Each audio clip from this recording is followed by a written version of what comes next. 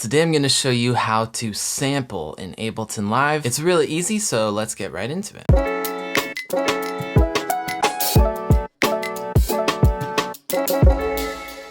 So here I have a 4-bar loop from Sound Doctrine. This is a sample that I got from Splice. Sounds like this.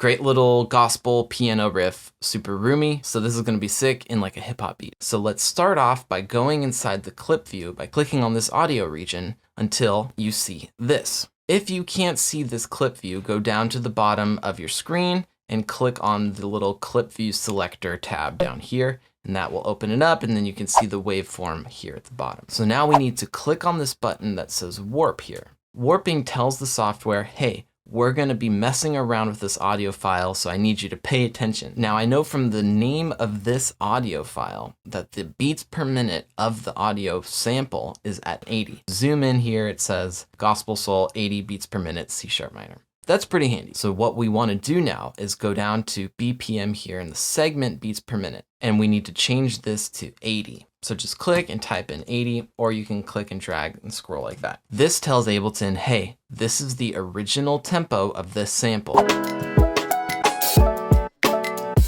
Now that we know the original tempo, now we can start to play around with the transient markers. Think of a transient as like the most percussive elements in an audio file that are like our markers for where the beat is hitting. You can visually look at a waveform and usually see the transients. When you strike a note on a piano, the very first instant that you strike it is going to be the loudest part. And then after that, the amplitude of the sound is going to decay. That first strike that you make is going to be the transient. And we can see the transients, and we can hear that when the note is being struck, that's when this waveform makes a little peak. That's going to be our transient. So listen and watch for those transients. So now all we need to do is go in and pinpoint those transients. You can be as detailed as you want to be with this. Sometimes the imperfection is what makes it sound cool, but we just zoom in here and you can see at the beginning of this transient, if you look up at the top of the waveform display, there's already a little tiny gray arrow. This is Ableton saying, I think there's a transient here. I'm not totally sure, but I think there's one here. If you agree, you human, if you agree with the computer, yes, there's a transient here, all you have to do is double click it. This creates a warp marker at that point where the transient was. There's another transient marker arrow suggestion that's saying, I think there's a transient here, but we don't want that. That's not really a transient. It's just picking up on it like algorithmically, but we don't really think there's a transient there. So we're not going to select that one. Same with this next triangle. It thought there might be one here, but there really isn't one. Right here, however, you can visually see there obviously is. And if you just listen through, we definitely know, yes, there is one right here.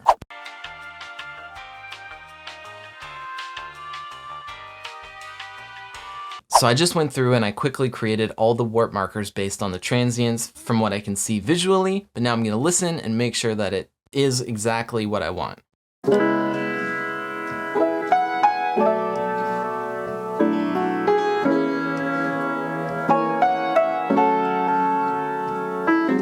Now is a good time as well to mention that there are different warp modes. Because this is a piano sample, I would probably choose complex. You can play around with the different warp modes, but I suggest using complex for most things. Beats obviously is best for beats. There are tons of great videos out there all about explaining the difference in the warp modes. Maybe I'll make my own video about that one day as well.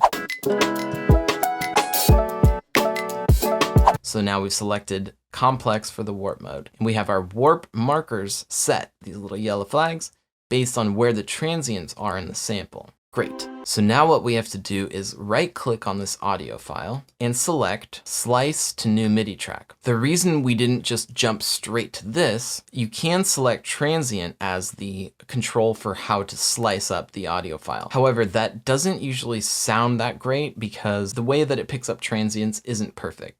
So usually for what we want with this type of sampling, we want to create our own warp markers, but you have to add your own warp markers first. So now we've selected warp marker and it says the current clip region is 18 beats long. this will result in 14 slices. There are 14 slices based on the number of warp markers that we created. Now let's look at all these slicing presets. There are a lot of them. Built-in and built-in zero velocity will create a drum rack in Ableton that has different slices, just like drum pads. So if you've played around with using the drum rack, it's a lot like that. All of the sampler presets create a sampler instrument in Ableton, and then you can mess around with the slices that way. For this video, let's use built-in and see how it goes. There you go. Here are my 14 slices. So starting on the bottom left starts at slice 1. Now, what's kind of cool, but can also sort of be annoying, is that this gives you these looped options. So when the slice ends, it restarts. If you don't want to have the loop at all, you can just turn the loop length all the way down.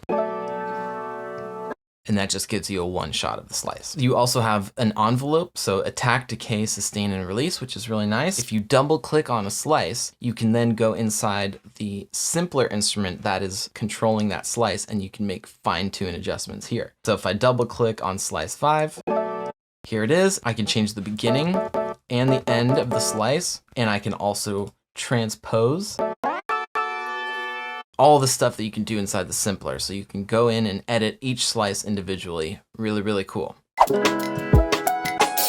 It also created a MIDI region. If I zoom in and open up this MIDI region, here are my 14 slices, and it played the slices based on how the transients line up in the original audio file. So you can see here, this is where the first slice goes from here to here, next slice is from here to here, so forth and so on. Now, what's great about using a sampler like this is usually you don't want to play the exact same pattern that was in the original audio file because that already exists, so just play the audio file.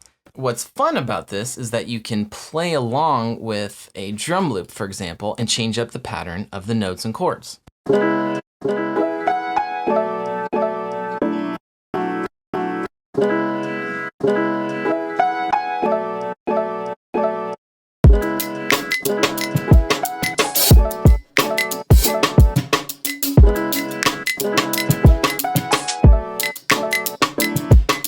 Quantize it a bit.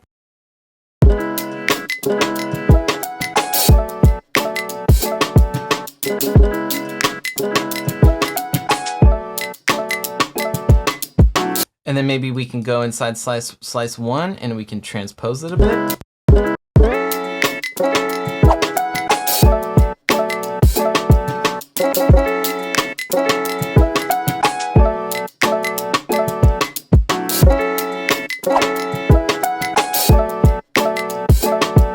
Am I still streaming? So that is how you sample in Ableton Live. I hope that you enjoyed this video. Post a link in the comments if you've tried sampling and you made a song. I would love to hear it. Thanks so much. See you next time.